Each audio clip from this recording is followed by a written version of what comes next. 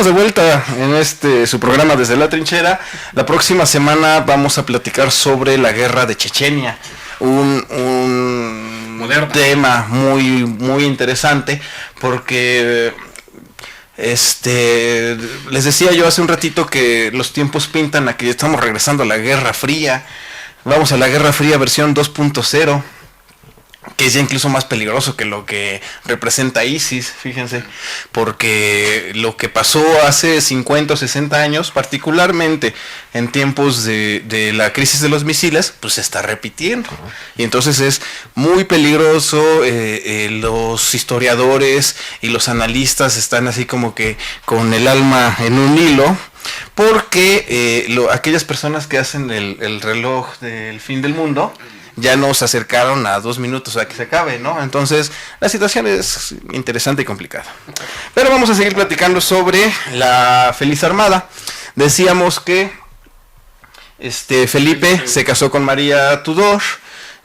María, bueno, cuando Felipe no pudo concebir un hijo con ella, María se muere, sube Isabel al trono. Y entonces, digamos que la relación de sangre se pierde ahí, ¿no? Porque ya se murió la reina. A lo largo de lo que es principios y mediados del siglo XVI, les comentábamos que los españoles y los portugueses ya se habían repartido el continente americano. Es por eso que en Brasil hablan portugués, porque esa parte le había tocado al imperio de Portugal. Y entonces los españoles estaban trayéndose un montón de barcos con un montón de riquezas, y esas riquezas les servían a los españoles pues obviamente para extender su imperio, para seguir sangrándose allá en la guerra de los Países Bajos. Dicen que se gastaban un dineral espantoso en esta guerra que ya llevaba 30 años, y obviamente los ingleses pues querían una probadita. Y aquí vamos a regresar a algo de lo que platicamos cuando hablamos de los piratas y de los corsarios.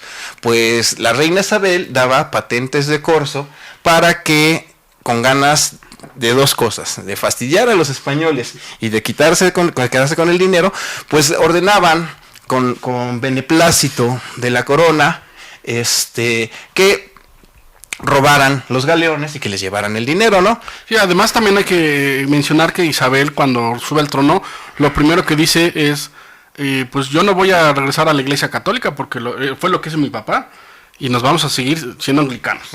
Eso y lo de las patentes de corso fue lo que les colmó el plato a los españoles. Ya los españoles se la traían contra los ingleses por lo que le habían hecho Catalina de Aragón, por muchos pleitos que habían tenido, pero no, lo que ahí sí ya no le perdonaron fue esas dos cosas: las patentes de corso y lo de la religión. Sí, particularmente esta figura que era el hombre de la época, que era Sir Francis Drake, que Drake era un corsario, tenía una patente de corso, decía que se la había firmado personalmente y en persona la reina Isabel, pero que jamás nadie vio esa patente de corso. Cosa interesante, les platicamos en el programa de Piratas de cuando Drake toma el Cagafuego, esa nave, a donde cuando esos tesoros eran suficientes para pagar los gastos del gobierno inglés durante un año, ¿no? O sea que era un dineral, dinero y dinero y dinero. Y obviamente pues esto le va colmando el plato a Felipe II. El Papa se acerca en distintas ocasiones y le sugiere que le haga la guerra a los ingleses para quitarlos y para que el catolicismo regrese a ese país. Y Felipe, reticente, como que no le gustaba mucho la idea, ¿no? O sea, definitivamente no le gustaba. Aquí el punto culminante llega cuando Drake hace una incursión bastante desastrosa para los españoles, y entonces es cuando el momento en el que Felipe dice: ¿saben qué? Ya estuvo, ya, vamos a invadir Inglaterra. Pero aquí cuando él dice vamos a invadir Inglaterra, pues todas las personas, los historiadores dicen pues que él se les dijo así: vamos a invadir Inglaterra, y así como que sí, ya pongo 2, 3 soldaditos, llego, y esa básicamente fue su esbozo del plan. Un plan ambiguo, un plan sin mucha preparación, un plan pues, que ni a plan sonaba. O sea, ¿qué le dijo a él, a sus comandantes? Les dijo: el plan va a ser el siguiente: vamos a juntar un montón de barcos, vamos a subir infantería, De ahí vamos a mandar los barcos que lleguen, que se vayan desde España hasta los Países Bajos. Ahí vamos a embarcar a las tropas, a los tercios españoles, comandadas bajo el príncipe de Parma. Los subimos todos a los barcos y de ahí se van a Inglaterra, desembarcan y ocupan Inglaterra. Y si les da tiempo, después ocupan Escocia y ocupan Irlanda. Así como se los digo, así es como era el plan. O sea, un plan absurdo, un plan sin nada de planeación. Cuando fue el día D, les tomó 3 años planear cómo iban a desembarcar. O sea, dejen todo lo demás, ¿no? O sea, 3 años cómo iban a desembarcar. Y este hombre, pues así sin más ni más, dice, ¿saben qué? Se suben a los barcos, llegan para allá, se suben a los barcos, desembarcamos, les ganamos, nos tomamos unas copas y nos regresamos. Sí, y además que también la idea era construir un montón de barcos, porque también debemos de recordar que la armada inglesa era de las más grandes del mundo. Los ingleses siempre fueron muy buenos en el mar, era su punto fuerte, y entonces tenían que ganarlos en superioridad numérica, ¿no? Los números eran los que iban a decidir el ganador, y entonces se ponen a talar un montón de bosques para hacer un montón de barcos. Barcos, muchas seguramente hechos de forma tan rápida que tenían un montón de problemas, ¿no? Cuando Felipe estuvo casado con María de Tudor, y él hace un viaje real a ver a su esposa, él se da cuenta que las condiciones de la armada inglesa eran deplorables. Y entonces él junto con su esposa dice, ¿sabes qué? Vamos a iniciar una campaña de modernización de la armada. Y entonces sacan todos los barcos viejos, hacen nuevos barcos, y básicamente gracias a Felipe es que le hunden su flota 30 años después. Eso es de destacar, ¿no? Irónico, ¿no? Ajá, irónico. Bueno, ¿qué es lo que sucede? Entonces, Felipe les dice, ¿saben qué? Pues ahora sí que la cosa está así. Debo recordar que son tiempos en el siglo XVI, en 1580. No es como ahorita donde tú dabas una orden y a los 5 minutos ya se estaba ejecutando. O sea, para que esto pasara tomaron años y años y años. Se menciona que en aquellos días, para que una carta llegara de Filipinas a España, les tomaba 1 año. De ahí más el tiempo de tránsito para que llegara al destinatario, ¿no? Felipe II era un rey que era un muy buen rey. Era un rey que sí trabajaba, pero también tenía la mala costumbre de que tenía un gobierno centralizado.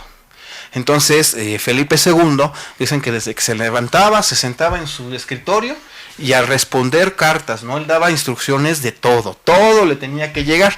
Eso estaba bien, pero pues también estaba mal, ¿no? Porque no les daba libertad a sus líderes, no les daba libertad a nadie, todas las órdenes tenían que pasar por él, y esto era un medio pues lento, ¿no? O sea, más lento de lo común, por lo que los ingleses se enteran de que los españoles quieren invadir Inglaterra.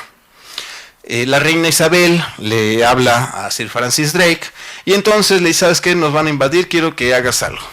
Sir Francis Drake lo que hace es que junta a sus barcos y se va y hace un golpe preventivo en contra de la flota española que se estaba amasando allá en el Ferrol.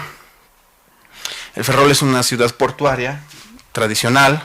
Entonces Sir Francis Drake llega, hace un ataque, y aquí los historiadores mencionan algo que es muy importante, y es que dicen que cuando Sir Francis Drake llega, cañonea algunos barcos, se hunden unos poquitos, pero le pega a una bodega a donde se encontraban duelas con las que hacen barriles, duelas listas para preparar barriles.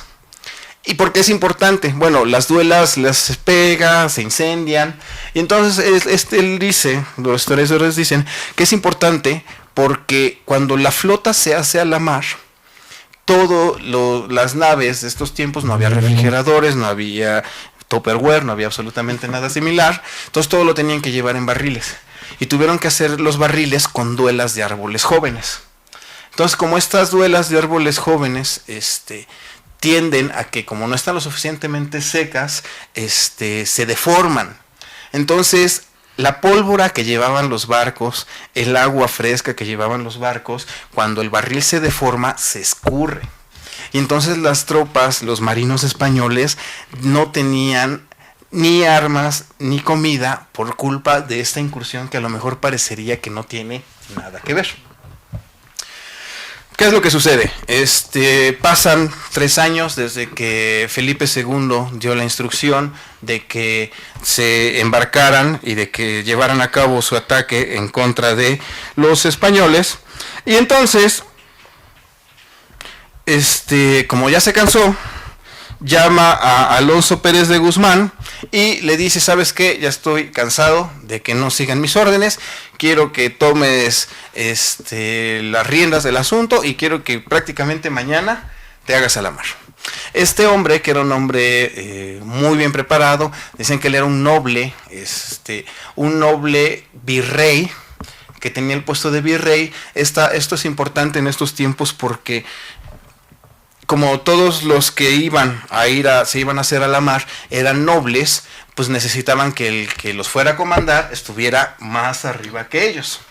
Entonces a lo consiguen. Él era un virrey, él había combatido en contra de los holandeses, de los habitantes de los Países Bajos, tenía buenas victorias en tierra y era un organizador y tenía mucho dinero. Él llegó, organizó, dijo: ¿saben qué? Háganse todos los barcos, junto a una flota de más de 100 naves, eran 130 naves, de las cuales nada más 30 eran españolas. Ahora eran 30 naves de combate de la Armada Española, las demás eran naves de carga, eran barcos mercantes, eran chalupas, eran toda la cosa que se pudieran encontrar y que flotara. Se pusieron a fundir cañones como locos. Obviamente esto implica que las fundiciones no fueron tan bien hechas como deberían de ser. O sea, eran cañones medio mal hechos, eran por la premura les ponen balas de cañón de un calibre mayor al que le correspondía a ese barco, o la pólvora que le ponen no es pólvora de buena calidad, o de repente ya se está escurriendo. Entonces lo hacen todo a la premura y lo hacen no tan bien como debería de ser. Aquí a los españoles, las armadas españolas tenían una filosofía en estos tiempos que era: sus naves llevaban cañones grandes y que tenían una cureña muy grande y que tenían unas ruedas demasiado grandes. ¿Esto qué implicaba? Que esos cañones de grueso calibre para una nave tan pequeña, relativamente o comparativamente hablando, lo que hacía es que podían hacer un solo disparo. Y cuando el cañón daba el retroceso, era muy difícil o prácticamente imposible que pudieran reacomodar el cañón para hacer un segundo disparo. Pero vamos a pasar un pequeño corte porque nos lo están pidiendo y regresamos.